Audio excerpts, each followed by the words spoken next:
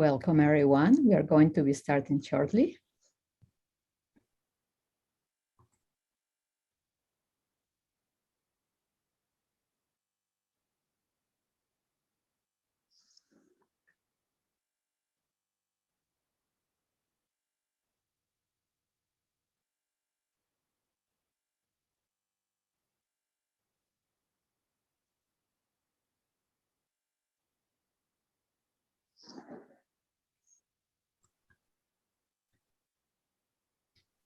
Okay, welcome everyone.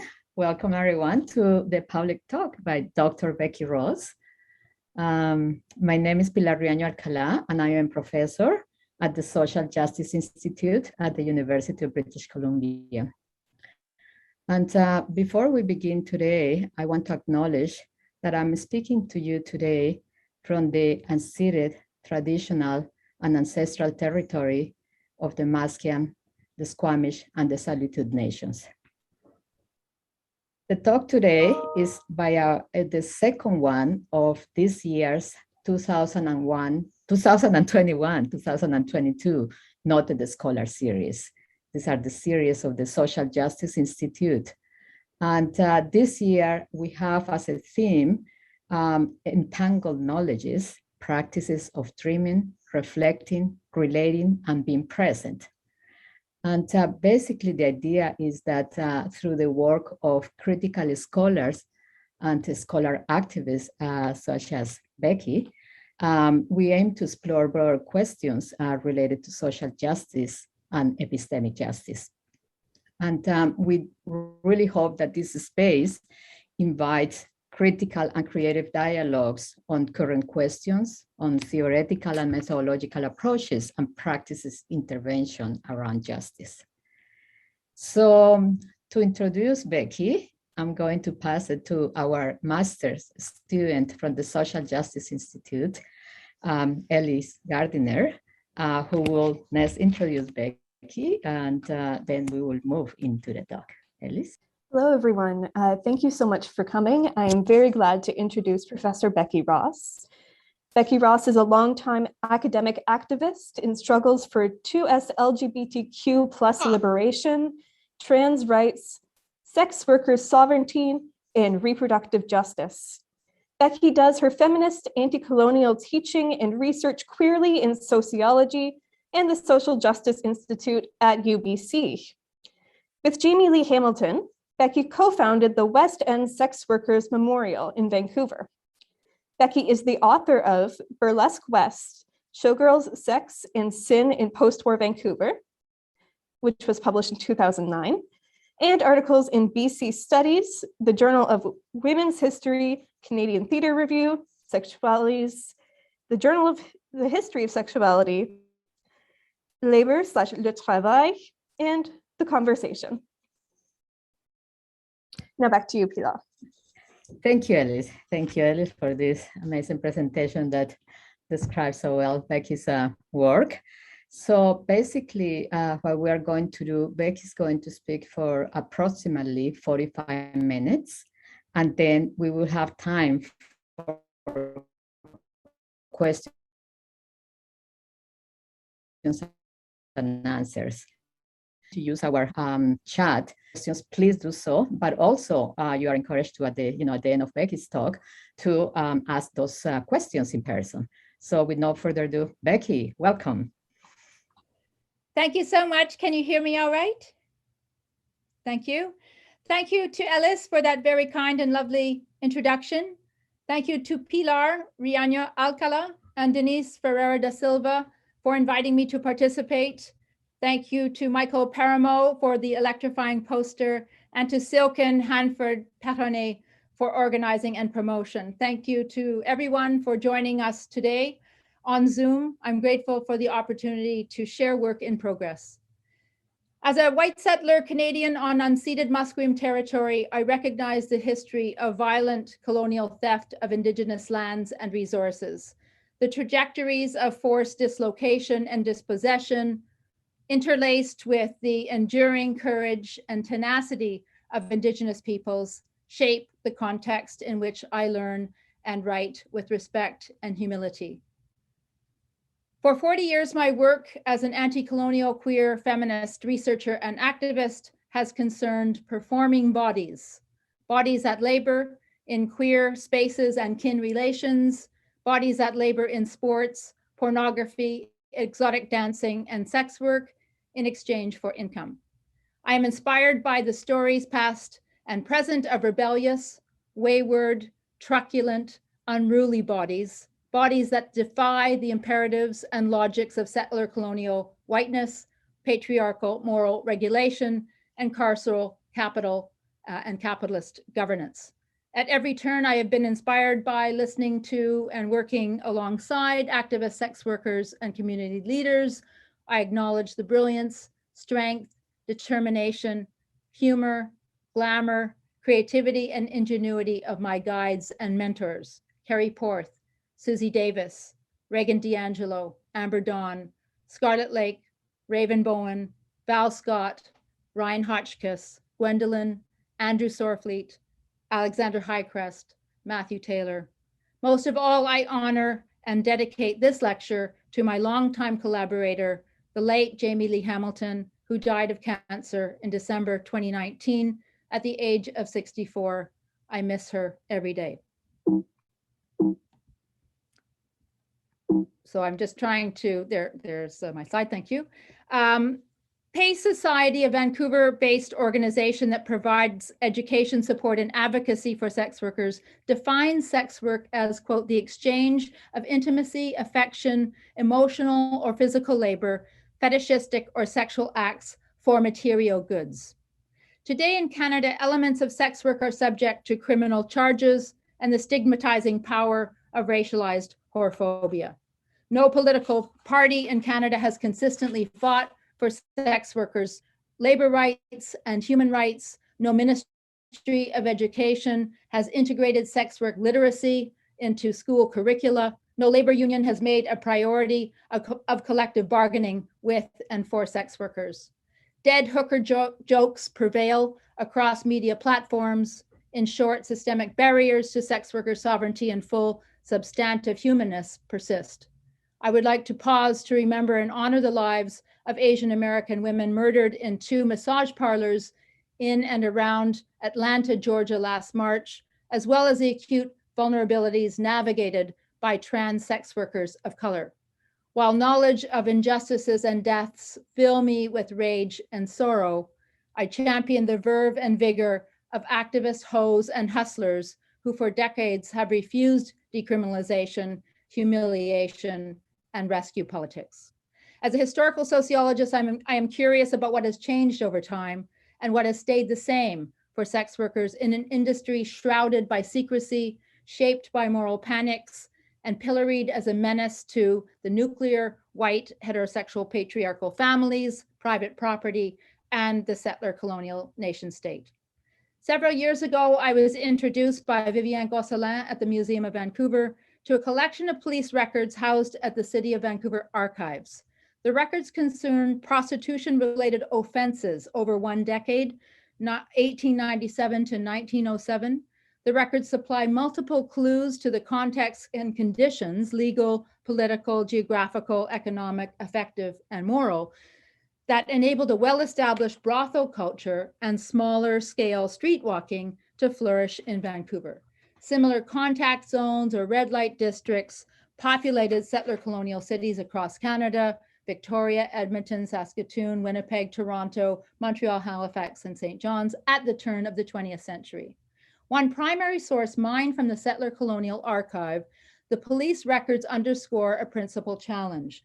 How do we grapple with the records in ways that neither romanticize sexual commerce nor perpetuate a prohibitionist framework that conflates all sex work with exploitation, degradation, and trafficking? How might we assemble counter narratives following Saidia Hartman's lead that liberate captured subjects from classification procedures that resulted in surveillance, arrest, punishment, confinement, and expulsion? Inspired by Hartman's experiments, how might this work begin to yield a fugitive text for the wayward, a window onto queer fugitivity? We know from memoirs, news stories, and other firsthand accounts that the work of paid sexual exchange was not a site of workplace satisfaction all of the time, nor was it solely a site of suffering and drudgery. Indeed, a mixture of the two describes the paid work that most of us have done throughout our lives under conditions of late racial capitalism. The police records illuminate an enduring contradiction. On the one hand, in the late 19th and early 20th centuries, sex workers, predominantly cis women and some men in the industry, were subjected to police brutality, extortion, imprisonment, and forced displacement from settler colonial cities.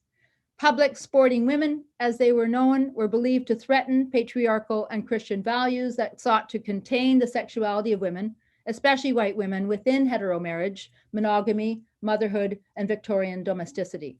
On the other hand, women selling sexual services were highly desired.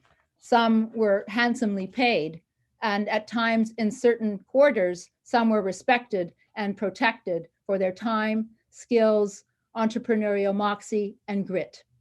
In Vancouver, the city's original red light district emerged in the 1890s in walking distance of Hastings Mill on DuPont, later Powell Street, but was shut down in 1907 after city engineered raids. In response to nodes of vocal opposition, brothels moved nearby to Canton Alley and Shanghai Alley in Chinatown, and then onto Shore Street in 1907, and from Shore Street to Alexander Street in 1912 in the city's East End. Historian Lanny Roosworm revisits these sites on her tour of early prostitution. Also, here's Alice Bernard's brothel in the once thriving red light district. During the first decades of the 20th century in Vancouver, largely white middle-class opponents of prostitution became well-organized, well-funded entrepreneurs. They included police, city councilors, journalists, religious leaders, the Moral and Social Reform Council, the Good Government League, and first wave maternal feminist organizations such as the Women's Christian Temperance Union and the Women's Christian Young Women's Christian Association, or the YWCA. To adapt Jasbir Puar, I argue that a vigorous focus on prostitution became a source of continually renewed settler subjectivity.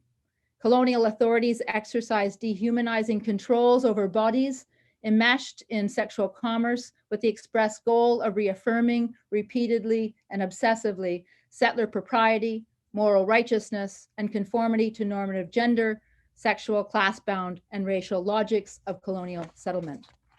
Reputations of anti-vice groups depended on highly visible efforts to eradicate the sex trade. Meanwhile, as Daniel Francis notes in Red Light Neon, city officials and police came to depend on revenues for the city through heavy fines and fees, or sin taxes, levied against adult sex workers. So Daniel Francis says Vancouver's political and social leaders treated prostitutes as pariahs whose presence was tolerated, sometimes exploited, but never approved. All the while, the authorities collected millions of dollars in fines and license fees from sex-related businesses. So stories about folks charged, fined, and jailed for partaking in consensual sex underscore sexual hypocrisy as key to settler colonial state rule. A century later, in 1981, Vancouver's first sex workers political group, the Alliance for the Safety of Prostitutes, or ASP, was formed, and they published the ASP newsletter called the ASP Organizer. ASP fought for their members' safety and security. They lobbied for worker-run cooperatives. They fought against stepped-up policing, and they exposed the duplicity of Vancouver's Mayor Mike Harcourt, the city's pimp, who declared a war on hookers in the West End, as you can see from this newspaper article. Harcourt and city councilors profited from $28,000 in illegal fines collected from on-street sex workers in the early 1980s. Here we have a photograph of a street demonstration, one of the very first in 1983, led by the Alliance for the Safety of Prostitutes. And then we have Mark Michel in this photograph underscoring the calling out of Harcourt as the city's pimp and a sex worker's pimp. 120 years ago, police records that profile prostitution-related offenses captured details deemed essential by colonial state agents. name or names, age, occupation, birthplace, where sentenced, date of sentencing, nature of crime, names of police officers, and notes on the offender's, so-called offender's physical description. We read and see evidence of the gendered, racialized, and sexual grammar organized through what Renisa Mawani has termed colonial anxieties about prostitution, grounded in fears of racial impurities, degeneracy, and contaminated whiteness. As Mawani argues, colonial interventions, both legal and extra-legal, applied with varied degrees of intensity, sought to restrict interracial contacts, as well as deter, punish, and restrict the mobility of sex workers. The misogyny and misogynoir imbricated in anti-Indigenous Orientalist and anti-Black racisms played out through policies and practices designed to govern perilous proximate intimacies.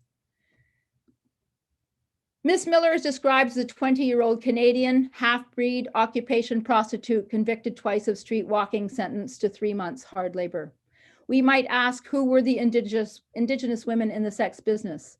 Were they more likely to be doing dangerous, poorly paid, street-based sex work than work inside brothels or sporting houses?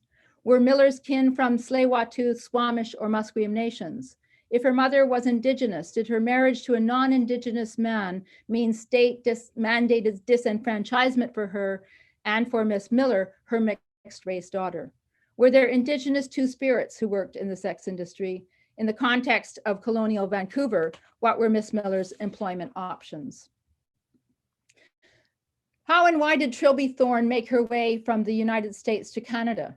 How long did Thorne stay in the business? How did she navigate racist stereotypes that characterize Black women as innately licentious, primitive, and hyper-heterosexual? What is most striking and disappointing in grappling with the records is that we do not have access to the voices and multifaceted experiences of those targeted. Instead, the records were manufactured by powerful colonial agents trained and paid to apprehend, humiliate, and incarcerate so-called fallen women and unsavory men. In the history of sexuality, Michel Foucault reminds us that sexuality was, above all, a political, police, and national issue in the 19th century in the West.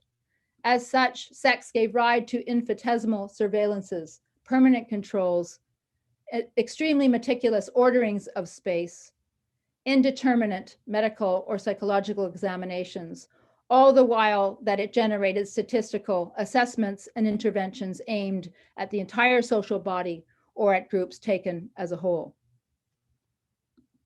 Grace O'Hara is described as 19, a prostitute, thief, and undesirable from Portland, Oregon. Her record alongside the others supplies textual and visual evidence of anti-vice work.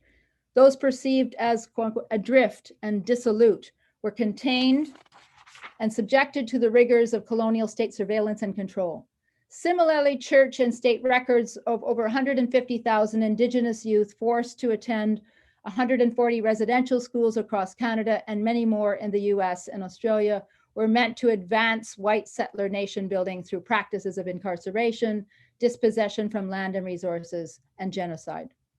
To quote Anne Laura Stoller, the colonial archive was the supreme technology of the late 19th century imperial state, a repository of codified beliefs that clustered and bore witness to connections between the law and power, end of quote. Broadly speaking, these police records are part of an emergent prison industrial complex, and they attest to the power of colonial state authorities to taxonomize populations deemed deviant and perverse, not only prostitutes, but gamblers, peddlers, consumers of obscene materials, drug users, contraceptive purveyors, homosexuals, drifters, and drinkers of the so-called demon rum. In these records, sex workers were found routinely guilty of being loose, idle, and disorderly, or for being vagrants or quote unquote common prostitutes. Speaking back to the records, Jamie Lee Hamilton insisted, quote, there has never been anything common about hookers, end of quote. The reality of prostitutes' necessary and calculated promiscuity was abhorrent to men and some women in positions of colonial judgment. Thus, it is not surprising that police and judges almost never considered a sex worker's right to protection and safety. Rather, for her harshest critics, A sex worker's truculence and disloyalty were met with retaliatory actions designed to injure, debilitate, and even maim, as Desbier-Poir might say. The tiled entryway to Marie Gomez's brothel advertises her services, in particular for Spanish-speaking seafarers, a nod to early circuits of oceanic transnational travelers in search of off-duty pleasures. The very operation of brothels in Vancouver's gas town, such as the one run by Gomez, suggests an accommodationist philosophy in the Pacific port city. At the same time, police forces periodically engineered ferocious clampdowns, driving sex workers off the streets, out of brothels, and forcibly closing what were known as houses of ill repute, in quotations. In Vancouver, scores of single men who worked in logging, mining, prospecting, and fishing sought out unattached sporting women and alcohol wherever and whenever the two mixed. Many mill hands were Chinese men and members of the Squamish Nation.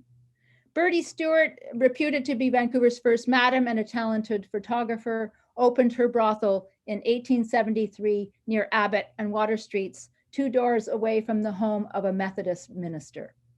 Police estimated that 100 brothels operated in 1933. By the 1940s, all brothels had been raided and shut down. The police records reveal women from different class and linguistic backgrounds of varying ages from 17 to 65. Racial and ethnic qualifiers were recorded: native, half-breed, quarter-breed, coffee-colored, yellow, dark complexion, sallow complexion, quote-unquote, Negro or Negress, French, Canadian, Chinese, Spanish, Polish, and American. The over-policing of racialized bodies then, as now, speaks to what Renisa Mawani has called, quote, the racial asymmetries of empire, situated in vertical hierarchies and uneven topographies, end of quote. Cross-racial intimate relations were bemoaned by white authorities as a threat to white racial purity and the future of white Canada. Julie Lebrun, nationality French, was arrested as a keeper of a bawdy house on Dupont Street in 1903. The life of a white woman like Lebrun in a high-class brothel differed dramatically from a streetwalker or night walker, most of whom were Indigenous, Chinese, or Black. The sex industry was highly stratified by race, gender, class, marital status, and citizenship, a hierarchy then as it is today. Prostitution was a labor sector dominated by women as sellers, where real profit could be made, and where women's wages were not as depressed by institutional sexism and the ideology of the family wage as they were for women in mainstream square industries. Prostitutes were independent contractors, much like burlesque and striptease dancers in the mid-20th century.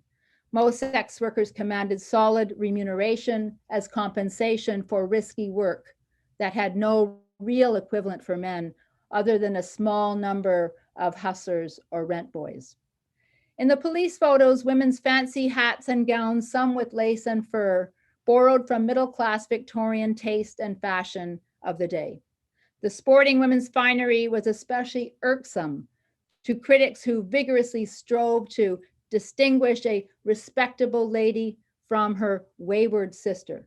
A journalist for the Daily Province identified ladies of the night as birds of the brightest plumage, a metaphor which reinforced the divide between the so-called scarlet women and the white Victorian angels of the house. Annie Foster and others were caught by police. They became specimens to be inspected, publicly shamed, and jailed for their transgressions. When fined and or sentenced to prison terms with hard labor from 3 months to 6 months in the Westminster jail, some elected to do labor rather than pay the hefty fines and financial price. This was a measure of their refusal to suffer monetary loss, though months away from the business must have meant a tough restart upon release. Reflecting on the records, Jamie Lee Hamilton expressed pride knowing that some women like Lebrun chose not to pay the fines. Why should the women have paid? They were providing services to customers, not unlike women who married men for economic survival. And yet independent women in prostitution were deemed immoral, while women who married men for their money were valued as moral citizens, end of quote. The more time I spend with these records, the more I develop emotional attachments and tenderness for those arrested and charged. We might ask, how long did women such as Martha Roberts live? It is likely that the women were sisters, lovers, aunts, daughters, cousins, and friends. Some were mothers and grandmothers. What can we learn about the networks of interdependent mutual aid and kinship? Did sex working mothers experience child abduction by state authorities? How were some engaged in homoerotic queer relationships with other women? Surely some experienced joyful queer life without compulsory marriage, economic dependence, and domestic violence. How did sex workers dodge arrest during this period? What measures did they take to guard against unwanted pregnancy and sexually transmitted infections? How many sought out back alley abortions or administered their own remedies? How did some live with drugs and or alcohol addictions, venereal infections, and disabilities? What harm reduction and safety planning strategies did the workers implement? What about the good times girls on the sex work continuum, the single, young, poorly paid, wage-earning women, white and indigenous and of color, who sought to preserve their honor on dates with men by trading sexual favors for gifts, meals, clothing, tickets to the roller rink, or the dance hall, the Nickelodeon, or streetcar fare? Today's sugar babies. And I'm curious about elite female athletes, other sporting women, grass and ice hockey players, baseballers, basketballers, and speed skaters, some who queerly defied scripts for traditional heterofemininity, marriage, and motherhood. Contemporary sex work activist and Madame Scarlett Lake asked of the police records, how did sex workers in the past encounter threats, harassment, snitches, theft, sexual assault, and murder? How did women and men ensnared in colonial nets push back against police, judges, lawyers, and medical professionals who were paid to document and operationalize their capture and punishment? How did sex workers' customers, especially white men, evade police arrest and jail time? For working class women, how did the sporting life become a reasonable alternative to underpaid labor in small shops, factories, canneries, offices, commercial laundries, or domestic service in wealthy homes? How many women combine part-time sex work with other jobs? When, why, and how did some workers exit the trade? Historian Mary Ann Poutanen has observed it is not always evident that all of the women accused of sex commerce were actually prostitutes. Some of the accusations of sexual impropriety were probably not related to prostitution, but served as a means to discipline all women's sexuality. Even women with a history of prostitution would have had sexual relations that were not related to their work, end of quote. In other historical records, such as the census and city directories mined by Patrick Dunne, women in the sex industry in Victoria, British Columbia, self-reported as cooks, waitresses, laundresses, dressmakers, milliners, or tailoresses as a foil for their actual profession. For some women, professional sex work encompassed only one fraction of their lives, who they were, what they dreamed of, how they nourished relationships in the communities to which they belonged. At age 32, from Kentucky, labored colored with a stout build, Madge Thompson was arrested for being an undesirable person and deported to the United States. In 1836, upon examining and measuring a sample of prostitutes in Paris, France, research scientist Alexandre Parent du Châtelet prepared a composite portrait. Quote, she was plump, filthy, harsh-voiced, and lazy, end of quote. In her book, Fearing the Black Body, Sabrina Strings chronicles histories of elite Europeans disgust for what they termed, quote, the gluttonous animal appetites of racial others. I adapt Strings' insights here to reveal how practices of corporeal demarcation were mapped onto bodies of women, especially racialized women in the sex industry. Interpreting the police records in Vancouver, Jamie Lee Hamilton noted, the state defined women engaged in prostitution as stout, which leaves the impression that these women ate too much and were lazy. This tossed women involved in prostitution to the margins, projecting them as lazy no-gooders. It is the same today. The modern day sex worker is pushed to the margins. This has contributed to the violence and murders of our community and almost the complete erasure of our culture. In 1882 in France, Alphonse Bertillon established the Bertillon system to document lawbreakers. The mugshot was taken with a standard focal length, consistent lighting, and a fixed distance between the camera and the sitter. Borrowing from Bertillon, police in Vancouver and throughout the West began to use photographs in the 1890s to create what were called rogues galleries to identify criminals and, they claimed, to prevent recidivism. With no concern for the privacy or reputation of those arrested, the images embedded in the police records were meant to lend a kind of scientific objectivity and authenticity to producing knowledge about the felonious subjects under scrutiny. Photography became a vital instrument of colonial state governance used to shore up the power of state agents to justify the industries of policing and imprisoning.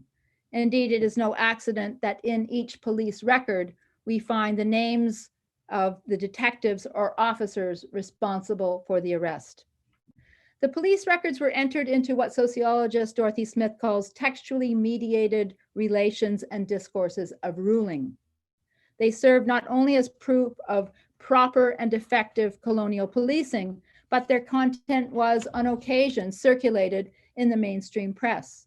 In the Telegram, Daily Province, and Vancouver Sun, lurid, sensationalist tales of illegal sex sold newspapers and comforted readers by reassuring them that so-called good girls did not commit crimes of vagrancy, street walking at night, indecent exposure, petty thievery, selling liquor without a license, or loitering, that is, in police discourse, failing to give a satisfactory account of herself.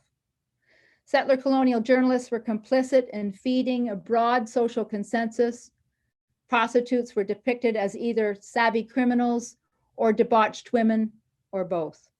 In exposés, sex workers became monstrous characters because they had the temerity, the audacity to upend white Anglo-Christian conventions of full-time, domesticated, heteromonogamous marriage and wifedom.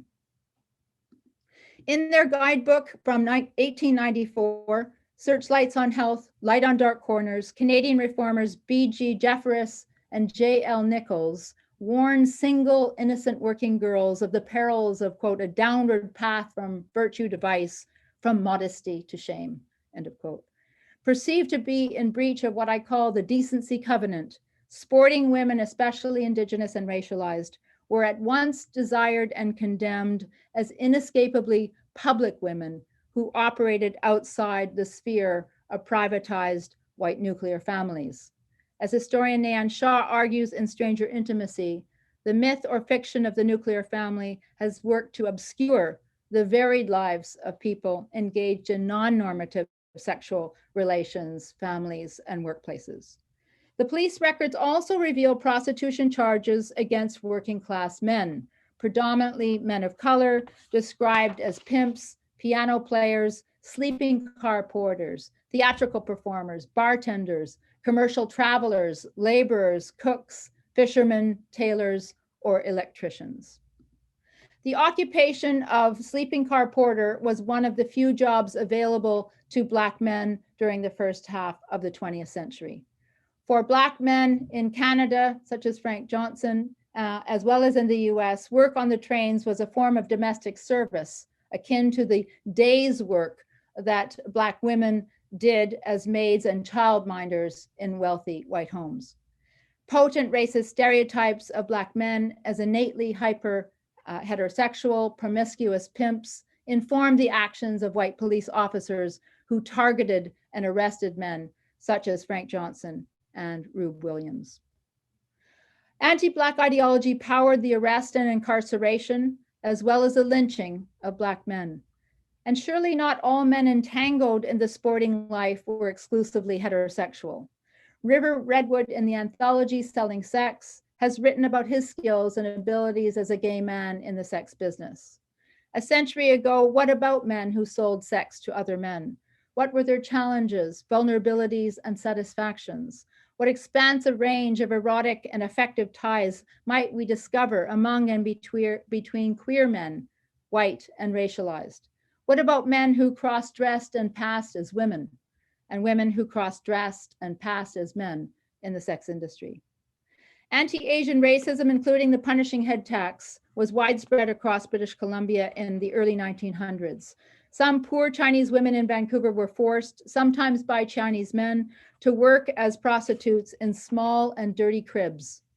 Aware of the gender imbalance within Asian communities in BC, white city fathers and moral reformers and police routinely express fear of interracial sexual relations between Chinese men and white women. Fueling the racist discourse of yellow peril, they named Chinese men in Vancouver's Chinatown as lecherous seducers and enslavers of white women, responsible for white women's descent into perversion and opium addiction. In several police records, Chinese men are named as keepers or habitual frequenters of a common body house near or in Chinatown.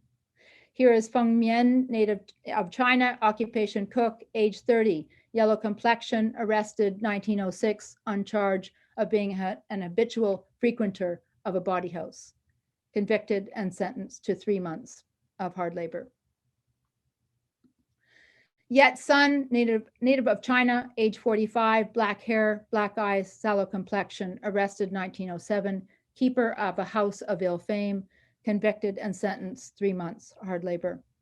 The Orientalist profiling of Asian men in the sex industry and in the city's economy more generally was symptomatic of the fear of endangered whiteness, which culminated in the violent anti-Asian riots in Vancouver led by angry whites in September 1907.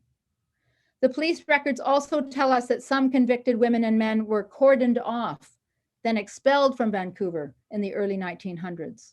They were prevented at various times from earning a living in the sex trade and from residing in the city.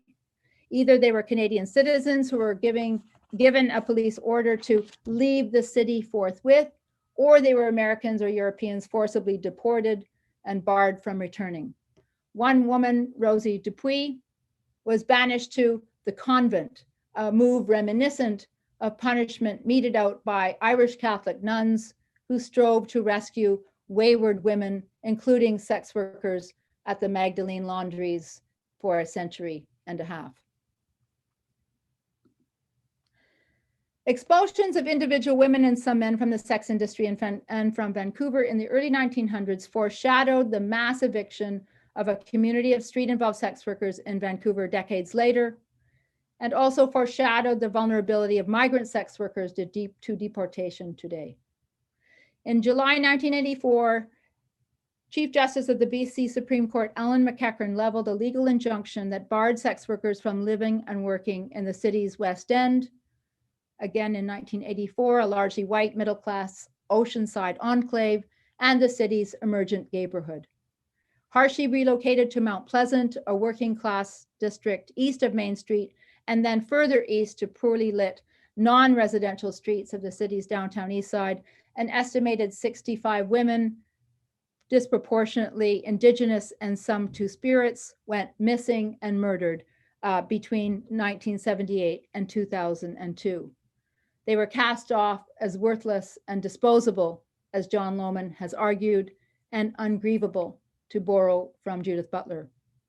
For 8 years, Jamie Lee Hamilton and I worked with members of our West End Sex Workers Memorial Committee in Vancouver to honor those purged from that neighborhood through an act of domestic terrorism. Once we secured financial reparations from the city, we installed a permanent commemorative lamppost and plaques 5 years ago in September 2016. Ours is the first and only of its kind in Canada. So here it is here at near the corner of Jervis and Pendrell Streets in the West End, across the street from the Anglican Church. Here is Jamie Lee addressing the crowd at the unveiling in September of 2016. And here is a close-up of the lamppost and the plaques dedicated to the community of sex workers violently and illegally expelled from the West End in 1984. In Mexico, Britain, Sweden, the Netherlands, and other spaces globally, street-level sex workers are routinely displaced against their will to dangerous spaces outside of city borders. To combat the carnage, sex workers and activists and allies have lobbied for decades for decriminalization of their industry and their work. They are using multiple modes of communication to tell their stories, including memes, a couple of my favorites. Some days you just need a hug on the butt with a paddle. And today I learned that the average person has 8 different sexual partners in their lifetime. Today I also learned that I'm a whore. Poetry collections, such as this, Hustling Verse, Amber Dawn and Justin Ducharme. Art exhibitions, Sex Workers of Aotearoa art exhibition, a day in the life. And also, this is Two-Spirited Indigenous Burlesque featuring the Vancouver-based all-Indigenous Virago Nation. Sex worker activists supported by the World Health Organization, UN AIDS and Amnesty International, among other organizations, are building their own organizational capacity, including a new court challenge to current laws in Canada that criminalize elements of sex work under the Protection for Communities and Exploited Persons Act. I just wanted to introduce a number of initiatives here.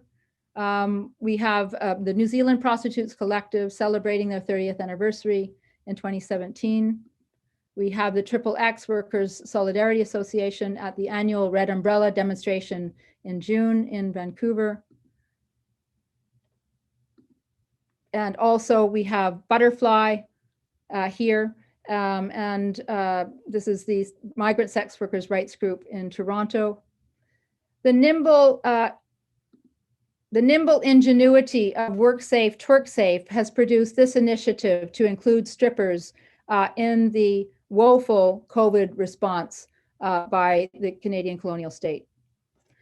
Decriminalization will help to end the punishing stigmatization of adult women, men, and trans people who, as sex professionals, sell their time, skills, companionship, and emotional labor to consenting adults.